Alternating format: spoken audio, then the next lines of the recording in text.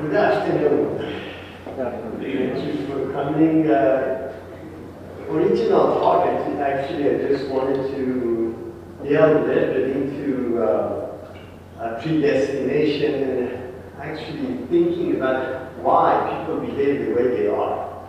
So I started to dig this in, and I ended up with looking at history, because most of the, as you know, most of the events or actions or behavior we have or characteristics we have is really learned. It's not really innate. And by reading behind literature, I found out that the culture has a major influence in our behavior.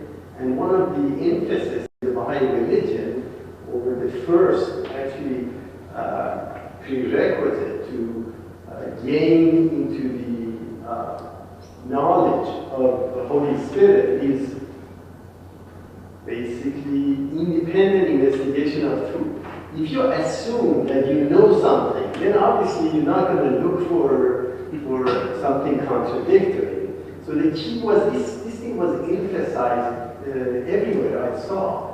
So then I started to say, look, let's look at these assumptions that have been culturally inbred into our thoughts. And we've been growing up with them, and we never examine those, and we don't know actually where they came from. So I started to look back a little bit, and obviously because we come from the East, most of us have Islamic background. And as you know, Islam itself has more than 72 different sects and branches, although many of them related to the two major Sunni or Shia. But overall, it's a very diverse ideas and diverse thought that has gone into this 1500 years history of Islam. And of course, as you know, the Bab, which is the precursor to Baha'u'llah, which is the forerunner of Baha'u'llah, came from this, he was descendant of Muhammad. And I have actually a certain slide which in Qur'an it actually emphasizes a youth from Hashemite branch is going to bring you a new book, and you should actually believe in it and accept, which is quite intriguing actually when you go there. So I thought, then I started to put these things together, and obviously, as my background is mathematics, I try to take natural sciences or psychological sciences and that currently exists regarding description of human behavior, and was trying to match this. So as I was accumulating these things, it became quite interesting that I saw that obviously human behavior has cultural background, and the new manifestation has came in, had a very interesting dilemma, because majority of the writings that came from God through manifestation was really allegorical, from Moses to Jesus to Muhammad, and that's the reason actually they survived. If it wasn't, it wouldn't even survive. And ironically, after, for example, 10th or 11th century, Sufism was the cause of progress of Islam in and spread of Islam across many, many different lands. And interestingly, prior to European colonialism, territory, Islamic territory was 3 times larger than Christian territory. So it was quite dominant up to maybe 150, couple of hundred years ago. So it's quite intriguing in terms of looking at history. So let's look at the dominant culture and go back and see where, examine actually Baha'i roots, where it came from. So here, the dilemma actually was that now that Baha'u'llah came in and he's brought us in objective religion, how would you bridge between what was allegorical? How do you translate an allegorical language? And at the end, you end up with an objective language. So that methodology is in Seven Valleys and Four Valleys of Baha'u'llah that really explain this particular process in the methodology that in Qur'an actually is mentioned that truth is one, foolish made it many. So this is quite intriguing actually, even in Qur'an this is mentioned that really the meaning of truth is one. And who is the authority that can translate Holy Spirit or Book of God? Obviously the next manifestation does that. So this is really the journey, and then, so I split this, and I didn't want to take too much of your time. Last time we were here more than an hour and a half, and people were tired. So I split this into actually 3 sessions. So this first segment, it really examines this particular culture that we inherited generally, and where it's coming from overall. So it's interesting when we hear things, and this is very important to decipher the language that you're hearing. So the words that comes out of someone's mouth has to be matched against the dictionary that is supplied. And I played the trick here, so you see hypocrite and hypocrite. You know, it sounds the same, right? It sounds the same. Now let's see if I'm not, most of us don't bother. We have heard hypocrite as someone that is not a good person. But ironically, these 2 words have completely opposite meaning. So Hippocrates was a physician, a Greek physician, and he's the most outstanding figure in the history of medicine. He's referred as a Western father of medicine. So he has a very, very, this Hippocratic oath that you hear physicians do, that means that in no circumstances you cause patient harm. So that's Hippocratic oath that comes from this hypocrite. So here, again, clinical medicine, summing up the medical knowledge of previous schools and prescribing practices for physician to Hippocratic oath, or corpus and other works. So this is who hypocrite was.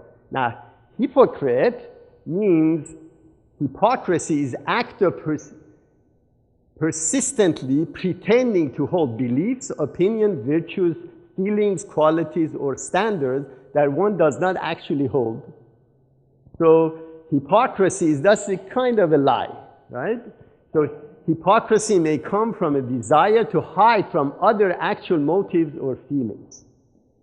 You see, these both words sound the same, so you have to be very careful when we read a Baha'i document. You have to use Baha'i dictionary. Otherwise, you end up someplace else.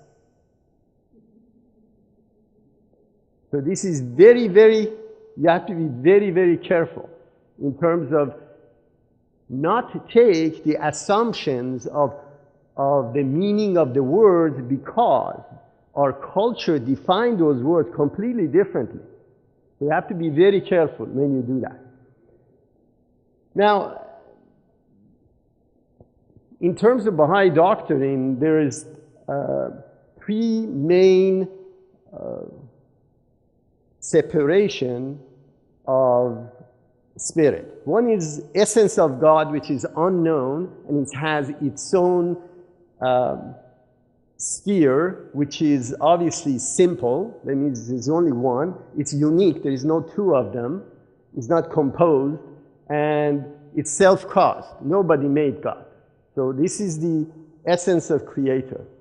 Now, prophet's souls also is simple, so it's not complex. It's pre-existent. That means that it existed. It didn't become manifest at the time of conception as humans are. So prophet's soul existed before. And that is one of the reasons that when prophets speak, they speak about past and future like they've been there already, or they're coming from it, or they were talking to those prior prophets already. So how could it be possible? The only way that it can be possible is that their soul is actually pre-existent. So, but we come to man's soul, which is really, it's simple, it's new. That means it becomes manifest or emanates from God at the time of conception. That particular person doesn't exist. That soul gets created at the time of conception. And it's perpetual. That means that this soul never dies.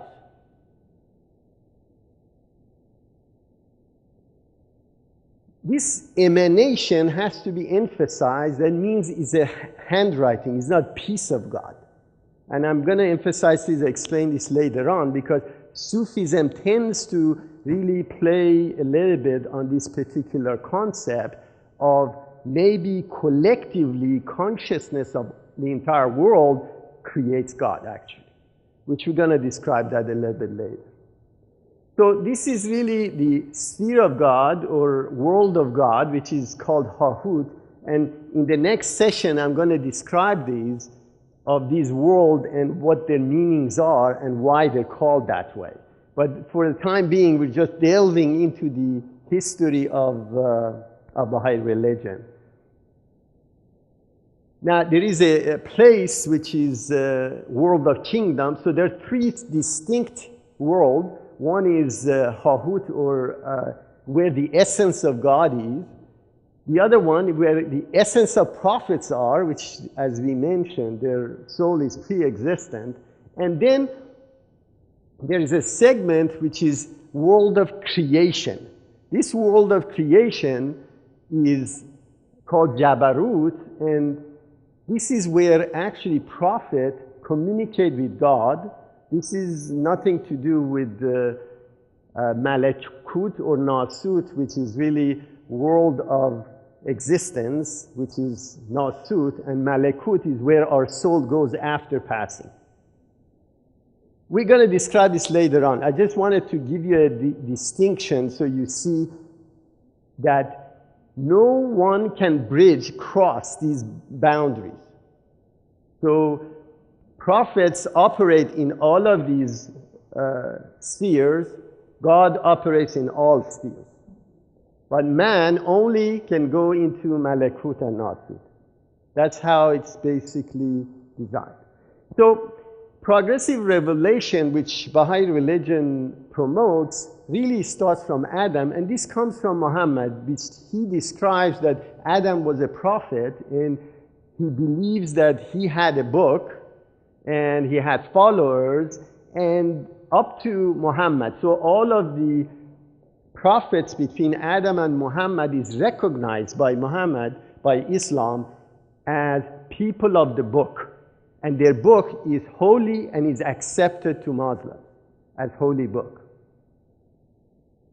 And of course, after Muhammad, Bab and Baha'u'llah, which signs and prophecies in Islam points at coming of these two manifestations in general. But something quite important in this picture, and it's really from time immemorial, you're looking at the two segments of the religion itself. One was actually allegorical in terms of signs, in terms of interaction. The other one was fixed. That means that since time of Adam, it really hasn't changed. What are those that are common across all religions that hasn't really changed? Those are virtues or attributes of God. What are they? Let's say love. You have, help me, justice, right? grace, right? So these are characteristics or virtues that are common across all of these religions, and they are, no human is born without capacity to improve themselves in that sphere of a spiritual realm. So it doesn't matter who you are, how much education you have, or your innate or inherited characteristics. You may be a very good mathematician or very bad at math. Has no impact whatsoever for you to be able to achieve or augment your spirit related to attributes of God. So the common element across all of these religions, no manifestation came in and say, you have to kill your fellow man, or commit atrocities, or hate somebody, or hate a group even. So there are emphasis in these two segments, and the first segment, of course, it changes as time goes by. And a lot of signs have been allegorical, and that is the reason, for example, Christianity even survived. Because they could take these language, which are mostly parables, and try to adapt to the condition that they saw. And they stretch Christianity in general. Ironically, when you look at, for example, the basis of the Western culture really came from Renaissance that occurred in 17th century. Ironically, in the West, it is it's not known that essence or basis of Renaissance was Islam. Had nothing to do with Christianity. The scholars from Europe, especially priests, came and studied in Spain school and learned the art of government from Muslims, and translated a lot of scientific books from Islam to basically Greek and Latin, and brought it back to Europe, and separation of church and state occurred through these teachings that came from Islam. Ironically, Islam subsequent centuries went the other way. And we're going to describe that a little bit later. So this is really the whole key. Up to now, these were allegoric. That in the time of Baba and Baha'u'llah, because maturity of humanity reached a point that they didn't need a translator. That's the reason in Baha'i religion we don't have any priest. So how could you do not have a priest and then have an allegorical language? If you had, then you would end up with many different versions of the religion, right? So the language has to be objective. That means anyone that reads it would come up with the same conclusion. Now, this is really where the marriage of science and religion comes in. That means that there is no conflict between science and religion, because revelation, which is Holy Spirit, completely matches or complements sciences. So it's part of the same reality in general. So this is really where Baha'u'llah's job was so difficult to do. How do you get people that are used to allegorical language and have someone else translate things for them, suddenly take responsibility of reading it objectively and understanding what it says? And this is where the 4 values and 7 values comes in. But for the time being, it gives you a perspective of these progressive revelation, generally. So this Islam split into 2 major sects, and the first day that Muhammad put his head down, this split occurred. Because tradition in Islamic law was saying that the elder of the tribe would be the leader of the tribe. And obviously Muhammad, at the time of Muhammad, he mentioned and he lifted Ali and said his son-in-law, that he would be his successor. So this particular division occurred right after Muhammad's passing. where ironically Ali, which was his son-in-law, eventually he became a Khalif anyways, but not the first one. And the key division occurred right at that time. That descendant of the Muhammad created this sect, Shia sect, which obviously had 12 Imams that came, all descendant of Muhammad and Ali. So that is really Shia, which constitute descendants of Muhammad, and Sunnis where basically elders were the leaders of the religion, as well as leaders of the state. And this is, you have to be very careful to comprehend it. So a Khalif, or let's say Ottoman Empire, not only they were the emperor or leader or sultan, leader of the secular society, they were leader of the religion as well. So this is really, now interestingly, from the beginning, because of this division occurred, and many scholars found discrepancies in terms of translation that were occurring and interpretation of many other scholars. And this Sufism came out because of these discrepancies that occurred. As you know, there are two major works in Islam. One is Qur'an and the other one is Hadith, which we're going to describe what they are. And all the jurisprudence came out of these two books, generally. But Sufism came out of, so Sufism is not shifted to Sunnis or Shiites. It's really a training of the soul. So this is mystic side of Islam called Sufism. Now, of course, in the areas of Shia and Sunni sect, there are theologians and philosophers. And we're going to describe all of these so you get a better idea of who these people are and why we end up with where we are. So here, in short, the Islamic scholars were divided into three separate areas. People that were interested in human interaction and laws that affected the human person. The other group was people that were interested in changing your mind, and of course Sufis that they wanted to change your being, your soul. So these were the three major groups in the Islamic scholars. So people that focused their energies in guidelines for body, they were called them jurists or qazi. They were calling them qazi because everything had to have an interpreter. The second one, training the mind of correct understanding of laws of Qur'an. This was divided into three schools: a theology, which is really study of religious faith.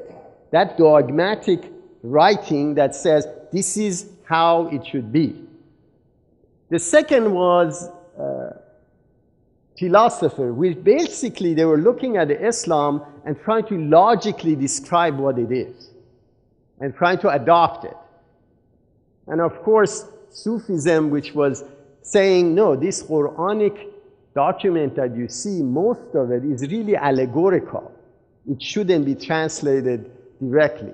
So this last segment, which is really training of the soul, that means that through education, they want to change a person.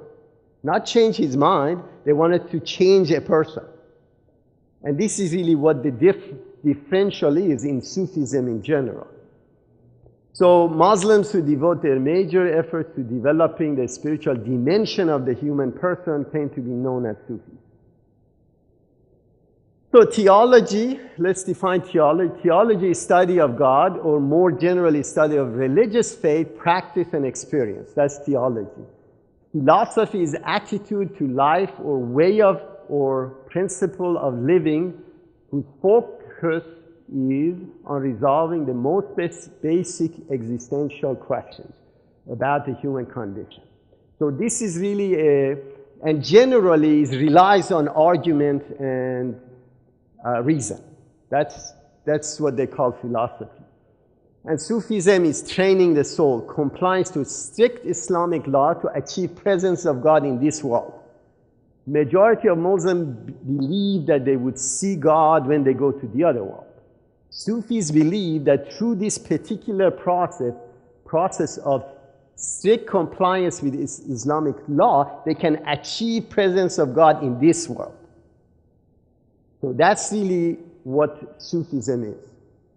So what we're going to do is really look at Islamic text, Qur'an, Hadith, and jurisprudence that comes from these two texts, history of Islam and Sufism, Shia Islam and its Persian roots, Sheikh-ism, which came after Shia, which is fusion of Sufism and Shia Islam. And I'm going to describe that. And of course, Sufism is a bridge between Islam and Baha'i religion. Many people from other religions come to Baha'i religion through Sufism, actually, because the text of the actual Qur'an and methodology that is describing is so strict that doesn't allow any competition. It's a very peculiar environment, and we're going to see the event that had occurred and why you see Shiites, for example, are so against any other religion as opposed to their own. And of course, commonality. So, what is Qur'an? Is Muslims believe Qur'an to be the book of divine guidance and direction for mankind, and consider the original Arabic text to be the final revelation of God. That is the reason, for example, the prayers 5 times a day, Muslims pray regardless of where they're born in the Arabic language. So the original text is very, very sacred to Muslims in general. So the most miracle of Muhammad was really Qur'an, which came out of a person that couldn't read or write, and he brought philosophy, even scientific discoveries that scientists at the time didn't know. And how could a person without capabilities of reading or writing be able to divulge this kind of truth without any interference from Holy Spirit? It was not possible. So Muslims believe Qur'an is the miracle of Muhammad. And of course, as we mentioned, Muslims believe Adam was the first prophet. Ibrahim, which is scrolls of Abraham, was the second one. Torah, Pentateuch, and Zabur, which is the book of Sabian, book of Psalms, and Injil or Evangel, which is really the holy book of Christians. So Muslims believe in those messengers of God as well as their book to be authentically came from God. Now, what is hadith? Hadith or al-hadith pronounced, it's called narrative, basically, or narration originating from the words and deeds of the Islamic prophet Muhammad. So this was actually gathered during the time of Umar. Anyone that had witnessed Muhammad saying or doing something, they would come and they would record his memory. And this really created hadith. So ironically, we're going to see some differentiation of validity of hadith between Shiites and Sunnis, general. And then schools within the Shiite religion that diverge a little bit from the original text of hadith itself. And the jurisprudence or judging of the case came from basically use of Qur'an and hadith.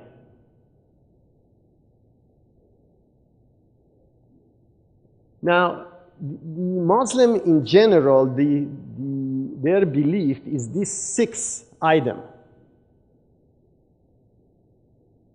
And this came from Sheikh Sahih Bukhari wa Sahih Muslim. Came from that book. These are 6 Islamic articles of belief. Belief in God, which is Allah. And by the way, Muslims don't believe that their God is different than Christian God or Jewish God. They believe in the same God. So this is really not contrary to Western culture trying to create division across these religions. None of them, including Christian, believe that they pray to the different God, by the way. So this is single God, belief in God. The second one, belief in all prophets or nabis and messengers, which is called Rasuls, sent by God. Belief in angels, which mala'ik they say, and then belief in books, belief in books, kutub, sent by God, including the Qur'an. Fifth is belief in Day of Judgment, Qiyamah or Giyyama, and the resurrection, life after death. So this is really very important because we're going to emphasize this 5th point and see where the challenges of, for example, Sheikhis came to Shiites. And of course, the 6th element of belief is belief in destiny or fate, qadar, whether it's good or bad. And this is really related to Sunni sect, that they believe that you have your future is written in a book, and you have very little to do with changing this particular process. And of course, in the Shia 12er Shiites, do not stress God's limitless power, which is qadar, but rather His boundless justice. So adl is very important element in Shiites' belief. Now, obviously, we're trying to narrow down and go toward the Baha'i roots, so we're going to examine more deeply the Shiite 12ers. And you have to realize that many of these Imams that came in, obviously descendant of Muhammad, they created their own clan and their own followers. That's where Islam started to branch as well. That people that followed those Imams didn't believe in the subsequent Imam. So you have many different branches that came, of course, in Shiite religion as well. So what are these 5 articles of the faith? Tawheed, this means oneness of God. Ad means justice of God. Nabuwwah, which is prophethood of Muhammad. Leadership, which is imama, means that descendant of Muhammad should be the leader of the religion. And of course, Yawm al-Qiyyamah, which is the day of resurrection. And this is ironically, when you read this, it's very similar to Judeo-Christian description of the day of resurrection. It's very, very close, generally. Now, what is Yawm al-Qiyyamah, which is the whole division occurred between Sheikhis and Shiites was related to this day of resurrection and some other ancillary that we're going to go through a little bit later. So Yawm ad-Dīn or Yawm al-Qiyyamah is the final assessment of humanity. It's also named of the 75th surah of the Qur'an. The sequence of events, according to most common understanding, is the annihilation of all creatures, resurrection of the body, and the judgment of all sentient creatures. This is very similar to Christianity, generally. Now, we talked about the Usul ad-Dīn, which was 5, that means the major pillars of the Deen. And then they have what's called Ancillary or Furā ad-Dīn. That means that these are laws that is not really very essential, but they follow it in Shia 12. Prayer, which you have to do 5 times. Fasting, Hajj, which is pilgrimage. Zakat, which is 2.5% saving to the poor. Khums, 20% saving to which first half is Sahmul Imam, and this is where the problem starts, must be given to Imam of Ahlul Bayt, which is the Ayatollah. Now you see that this cultural process created a dynasty in Shia Islam. So here, as you see, 10% goes to the Ayatollah al-Uzma and whoever, or the Imam, Sahmul Imam. So you see what kind of power these people could yield if obviously Muslims will follow their own religion. Jihad, and this is ironically, Westerners have completely altered the meaning of this struggle, which had nothing to do with wars. Jihad means that you have to continuously improve yourself. And this is what it means. And ironically, everybody translated to and painted Muslims in different directions, which has nothing to do with what jihad is. And Amr bil Ma'ruf, which enjoining is good. That means that whatever in Qur'an says it's good, you should do it. And Nahi az Munkar means that don't do things that says don't do. So enjoin what is evil. Don't do things that are evil. Okay? And of course, Tawala, which is to love Prophet Muhammad and his Ahl Bayt. So this is you never betray them. This is the, obviously this is really where the difference of Sunnis and Shias are, because really Sunnis believe that Muhammad came in, he brought Qur'an, which is the word of God, and we really don't need any of descendant of him telling us how to read Quranic book or how to translate it. So that was really major difference. Now, obviously Sufism came out of the Shia and Sunni doctrine, and majority of it is because people couldn't reconcile actions of the priest or mullahs or clergy with what the Quran was saying.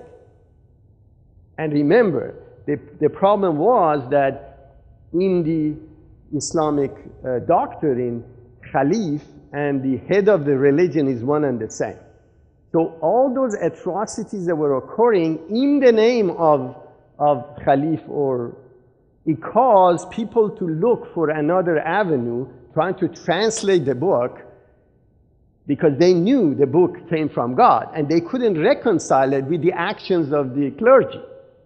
So Sufism really came out of this concept that really let's study, and there are many different doctrines in Sufism came about, and ironically that was the source of spread of Islam, was Sufism generally, which we're going to describe a little bit later. So, sorry? Basically, right.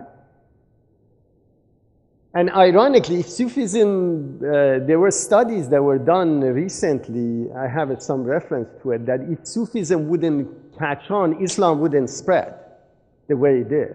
And ironically, was a major source of defending against European imperialism, was Sufism, generally.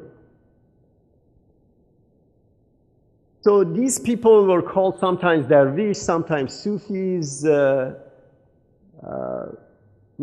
if you look at one of the major branches of Sufism, which is, this is tomb of Jalal Muhammad Rumi, which is, he was one of the famous poets of Iran, and they say he wrote Qur'an in poetic Farsi. So he translated the entire Qur'an, described it in the poetic language. And he has many, many followers, and you see this is his tomb in Turkey today. And they have, he's one of the most famous, I think, in the West, as far as the poets are concerned. So what are the basic views of Sufism? While all Muslims believe that they are pathway to God and will become close to God in paradise after death and after final judgment, Sufis also believe that it is possible to draw closer to God and to more fully embrace the divine presence in this life. So this is, and now they're going to describe how you're going to do this, basically. The chief aim of all Sufis is to seek the pleasing of God by working to restore within themselves the primordial state of fitra, which is innate human nature. That means that you reach a point that whatever you do would be aligned with will of God. You reach that point. And they say that essence is in every one of us, that you can reach that point. Obviously, we don't believe this as humans because we can't be a manifestation of God. Only manifestation of God can reach that point, that they're omniscient at will, that what they do is the will of God, not every human being. But this is just a minor disagreement we have with Sufis, generally.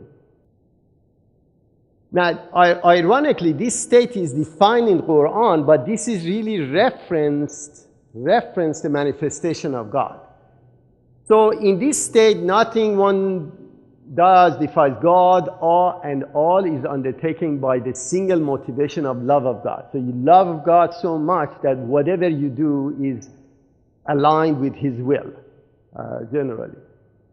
And this is really where the abandoning of the dualism or individualism comes in. That means that you reach a point that you yourself don't exist. And you're basically exercising Qur'an. That's what you're doing. You have no will of yourself. So spread of Sufism has been considered the definitive factor in spread of Islam and in the creation of integrally Islamic culture, especially in Africa and Asia. Recent academic work on these topics has focused on the role of Sufism in creating and propagating the culture of Ottoman world and in resisting European imperialism in Africa and South Asia. So between 13th and 16th century Common Era, Sufism produced a flourishing intellectual culture throughout the Islamic world, a sort of golden age whose physical artifacts are still present. So at the time, and look at the centuries, this is exactly the time that Europe was in dark ages. They were completely backward. People, scientists in Islamic culture were curing cancer. Breast cancer, for example, was known to them. Medicine has progressed so much, sciences had progressed so much, and they had flourishing both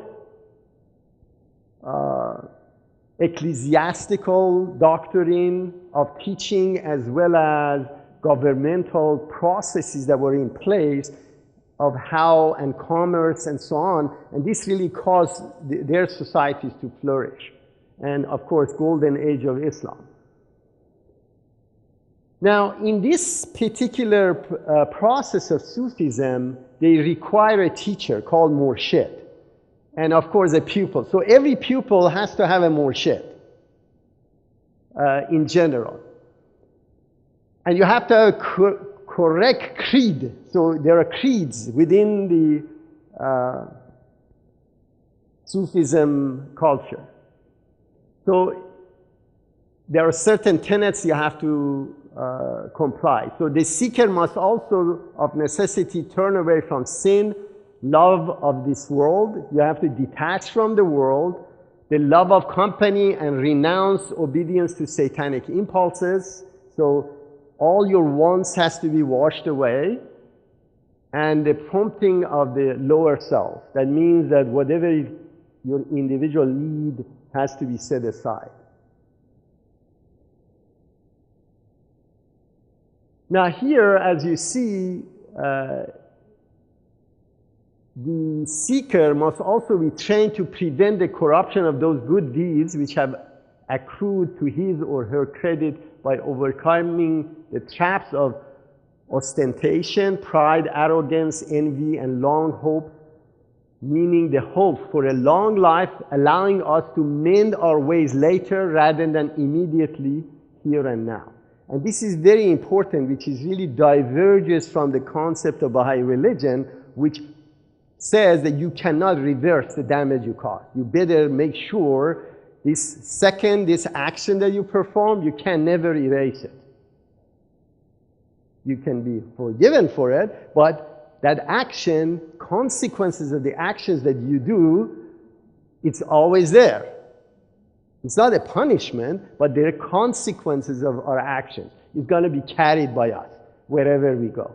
So these are divergence from these particular areas. Now, how do you acquire knowledge? Obviously, you have to have a teacher, you have to have the right creed, you have to find a master of the way, and they truly believe that this particular process is not going to occur by you reading a book.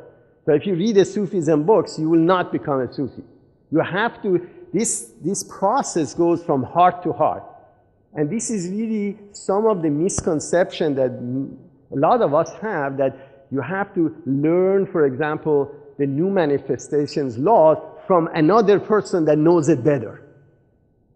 And you have to realize where this is coming from. These are all remnants of the Sufi practice that exists in the East, which obviously this is completely different in Baha'i religion.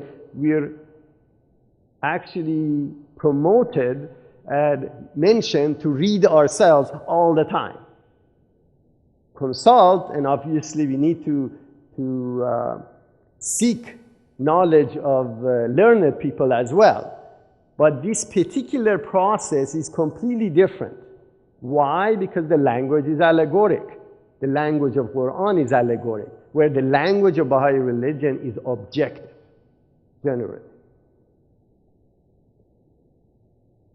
So scholars and adherents of Sufism are unanimous in agreeing that Sufism cannot be learned through the book.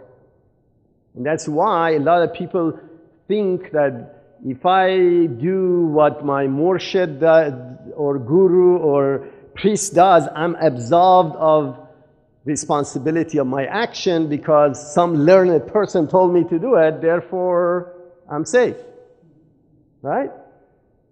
So this really, you see where these things are coming from. So this is in Qur'an, and it says, and this hadith is attributed to Muhammad, that says there are three things. One is Sharia, which is traditional Islamic law. Tariqa is method of applying it. And of course, Haqiqa means the interior state, that you reach the truth through that. So these are really description of Muhammad talking about himself, generally. And what, basically, this is, the tariqa is the pathway, and then Sharia is the main road, and of course, these are really description of, they have many different stages of wayfaring, that means traversing that road of Sufism. So there are many, many aspects about this God, and eventually you reach perfect Tawheed, or oneness of God.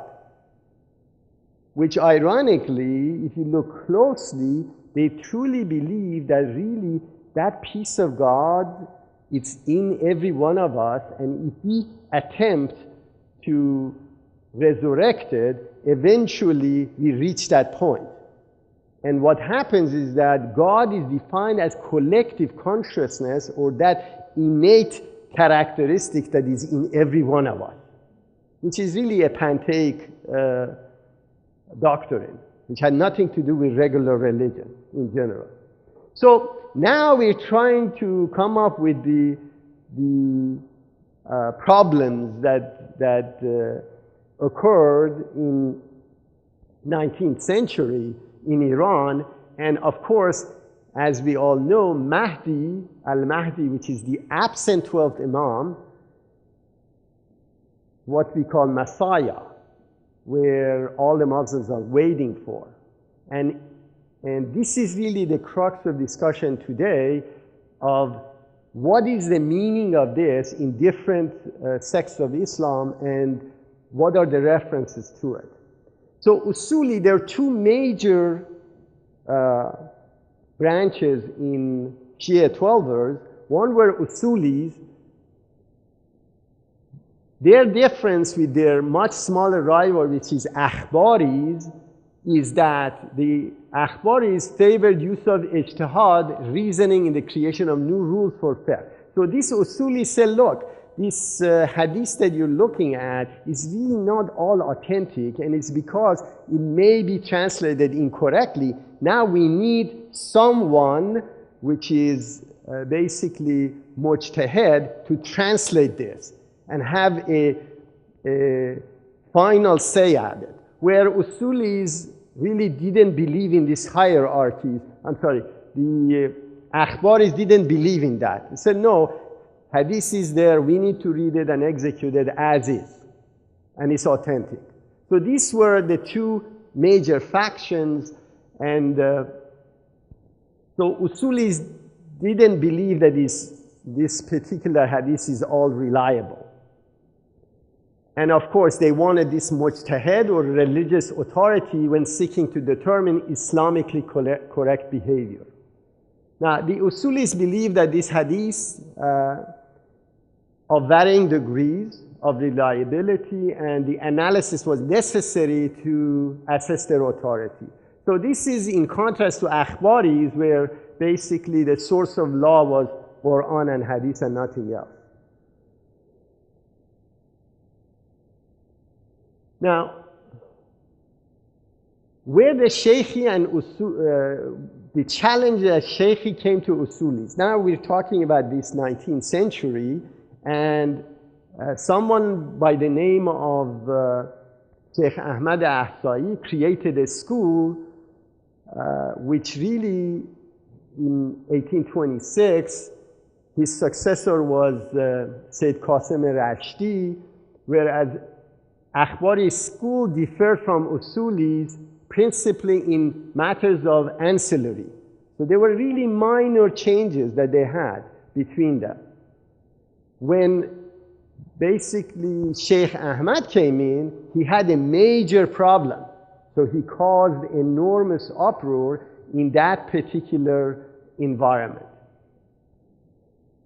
This Sheikhi school formed so the difference principally in Ussuli principle is evidence that some of these leaders of the Ussulis were trying to quench this Sheikhi doctrine as well at the time. But let's look at the religious scholars. But generally, Sheikhis or Sheikh Ahmad Ahsai believe the principle of that fifth element that we were discussing, the Yawm Qiyyamah or Day of Resurrection, is really allegorical. So what he did, he morphed Sufism and Shia Islam and said, look, all those spheres or stars that are going to drop on earth at the time of resurrection is really allegorical, is not material. Where all Muslims even today believe that that event will occur. It's a catastrophic event that the whole world would disappear. But so this was a major blow, fraction in the Shia doctrine, where someone was challenging their primal belief. Both Sunnis and Shiites, which was this Sheikhi school generally.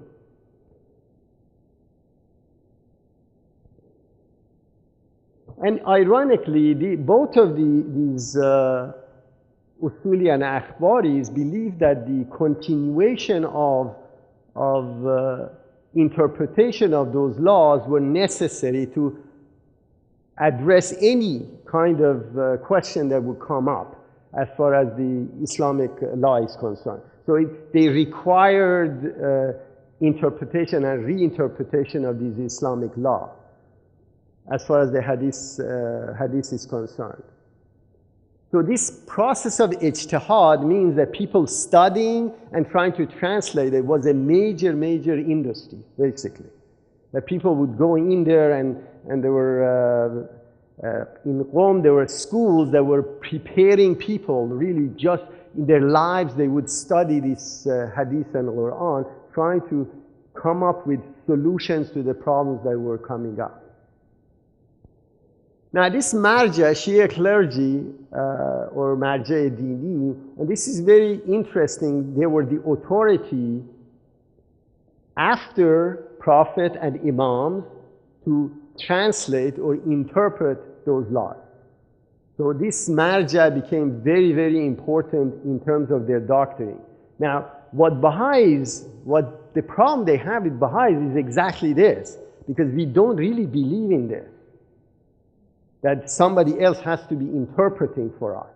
So these are major, major problems that they had with Sheikhis as well at that time. So Sheikh-ism started with Sheikh Ahmad Ahsai, which is major difference was this Article 5, Yawm Qiyyamah, or Day of Resurrection with Shi'a. So this end time or Day of Resurrection, which was a major difference, and ironically, majority of Sheikhis basically became Babi and Baha'i later on, and this particular Sheikhi population is, right now there is some in Iraq and there's some of them in Pakistan actually. There's still Sheikhis around at that time. Now, what is eschatology of Sheikh-ism is basically this 12th Imam that disappeared in Shia Islam. They were believing that this particular person would come, the Mahdi would come, before the day of judgment and fill the earth with justice and make the truth triumphant. And this is a messianic figure and it's called Mahdi. Sheikhis believe that since Muslims require the guidance of Mahdi, there must be an individual on earth who is capable of communicating with him.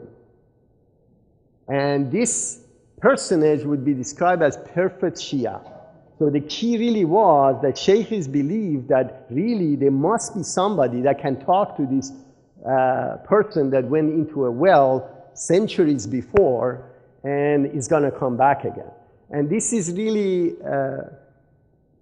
they were looking for that person. Some say that even Sheikh Ahmad himself declared that he's that person that can talk to the 12th Imam.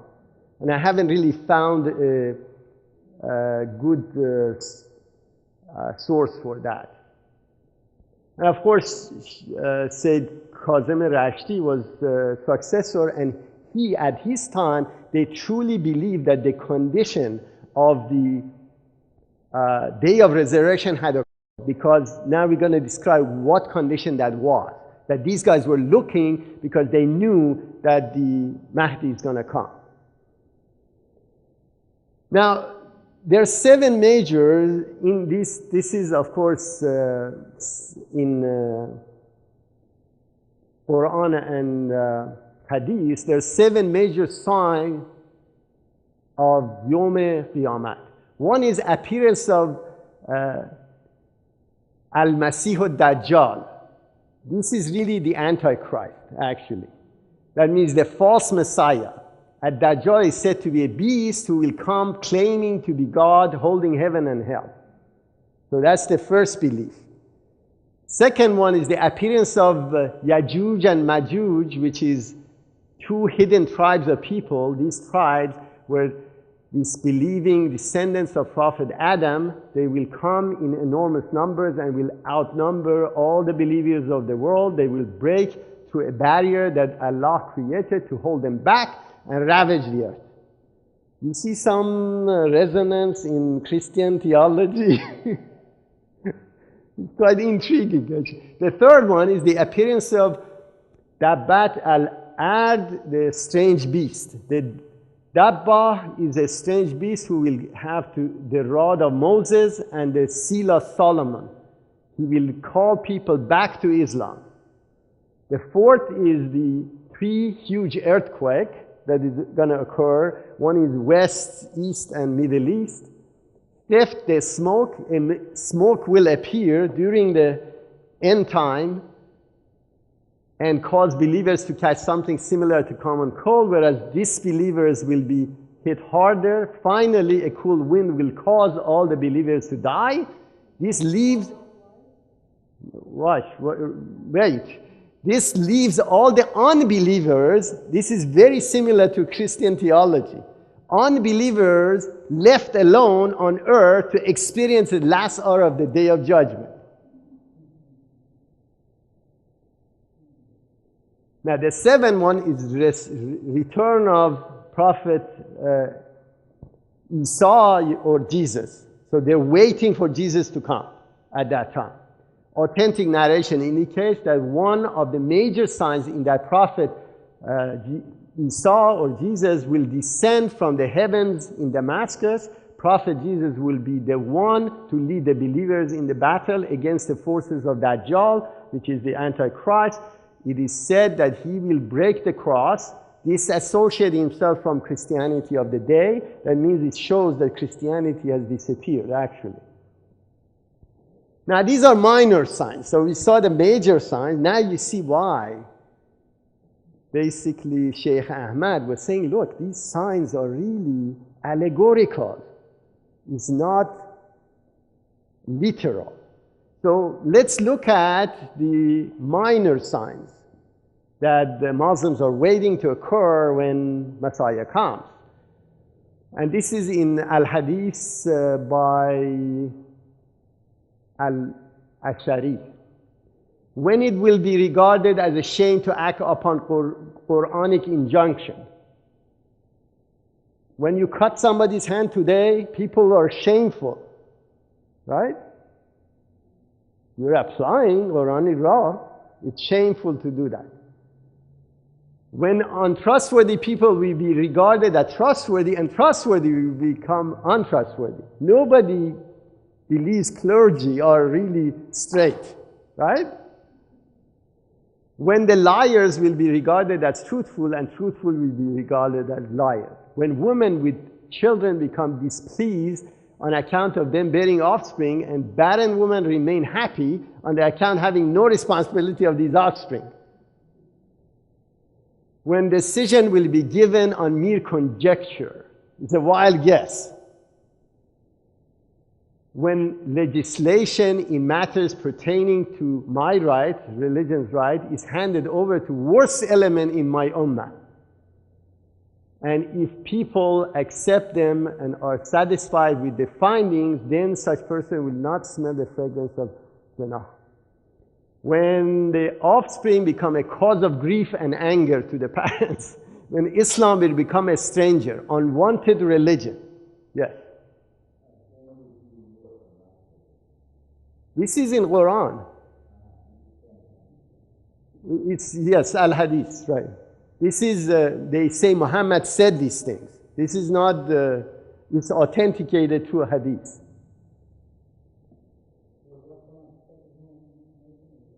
Sorry? Well, this was collected after Muhammad's passing by Umar. Anyone that had, I think, two witnesses, they would write those saying and actions down. This becomes very interesting. Right, right. When malice and hate will become common among people, when Islamic knowledge, ilm, is lifted, that means that nobody cares. They don't, it loses its effect. When people will boast upon their palatial mansions, when oppression, jealousy, greed become the order of the day, when lies prevail over the truth, when people dispute over petty issues, when people blatantly follow their passion and whim, when immorality overtakes shamelessness and is perpetrated publicly. We see all these signs, right? Now, What does Qur'an says regarding who's going to come? Let's see what Qur'an says. Who's going to come? Who is this Mahdi? In Awalem, an authoritative and well-known book is recorded. A youth from Bani Hashem shall be made manifest, who will reveal a new book and promulgate a new law. Then follow these words. Most of his enemies will be the divines. In other passage, it is related to Sadiq, son of Muhammad, that he spoke the following. There shall appear a youth from Bani Hashem who will bid the people plight fealty unto him. His book will be a new book unto which he shall summon the people to pledge their faith. Stern is his revelation unto the Arab. If ye hear about him, hasten unto him. How well have they followed the direction of the Imams of the faith and lamps of certitude, although it is clearly stated, were ye to hear that a youth from Bani Hashem hath appeared, summoning the people unto a new and divine book, and the new and divine laws, hasten unto him. Yet have they all declared the Lord of the being an infidel, and pronounced him a heretic. And this is regarding Bab, basically. They hasten. No, this is different. No, this is that one is, that's different. I'll share with you that. But this was, I just wanted to target basically youth from Bani Hashem, which is Bab, basically. So they predicted this divine manifestation, except they hasten unto, not unto that Hashemah light, that divine manifestation, except with drawn swords and heart filled with malice. Moreover, observe how explicitly the enmity of the divines has been mentioned in the book. Yes?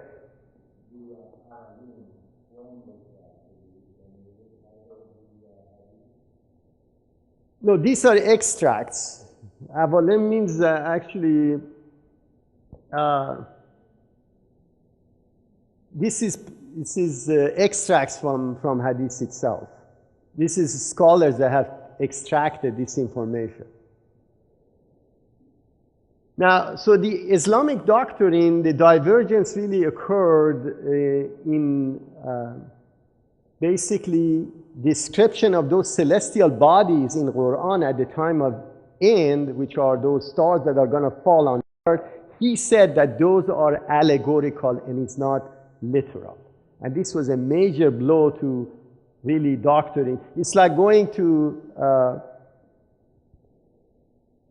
Christians here and say, look, Jesus' body didn't go lifted up. I mean, they will kill you.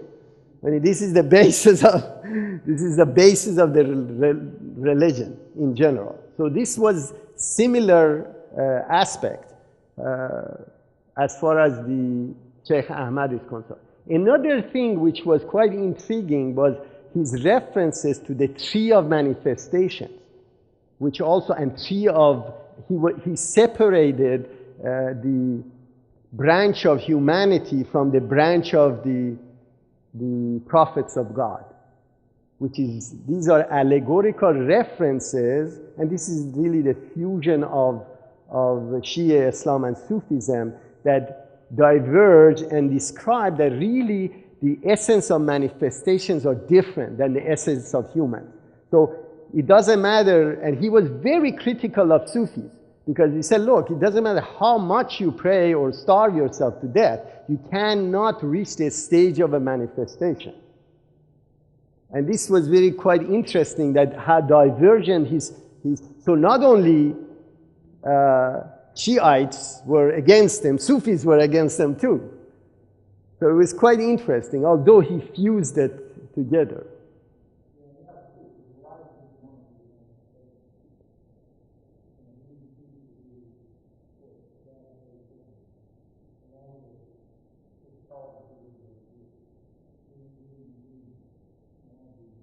Right. So here we say Shia sect theologian literal end of time, Sufism Mysticism, which was saying that these end of times are really allegoric. And of course, Sheikh-ism, which Shia manifestation, end of time allegoric, and the resurrection was imminent. That he saw the sign, and the society had deteriorated. Now they were looking for that Messiah to come. And this is where the Baha'i and Babi and Baha'i religion started. Now, Abdul Baha's description of the Sufism is really, he describes the difference between emanation and manifestation. Manifestation is when you're actually, your created person, which is that ancient soul of a manifestation, appears in a body of human. That is called manifestation. Emanation is when you paint a particular picture. Although your art is in the painting or your handwriting is in a poem, but not piece of you is inside that element. And this is really where the difference of Sufism and Baha'i religion is. They believe that really we are manifestation of God. That means a piece of God is in us. So it's a pantheistic religion in general. And Abdul Baha described this fully. So the Sufis admit God and the creatures and say that God resolves himself into infinite forms of the creatures and manifests like the sea, which appears in infinite forms of the wave. These phenomenal and imperfect waves are the same thing as the pre-existent sea, which is the sum of all the divine perfection. The prophets, on the contrary, believe that there is the world of God, the world of the kingdom, and the world of creation. These are three separate things. And this is really what the difference is. Yes.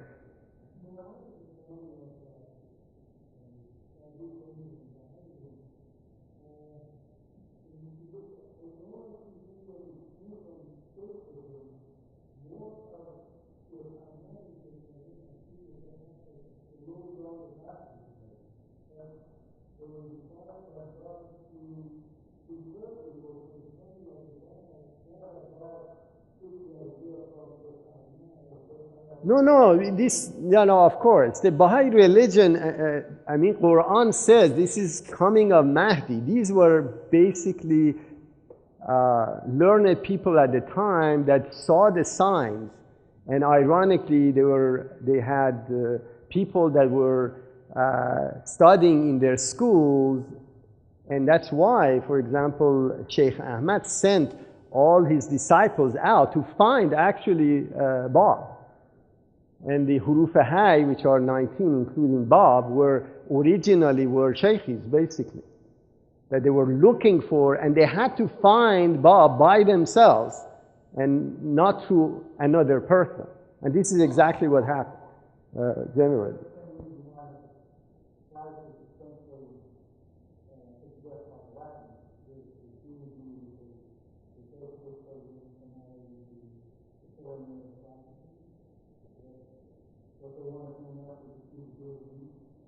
Well, it's a different issue, but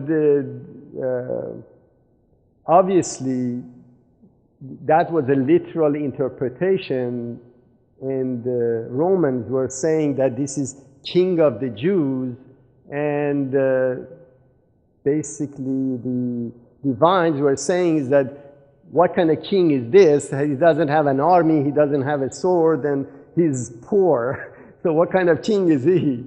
So, no, of course.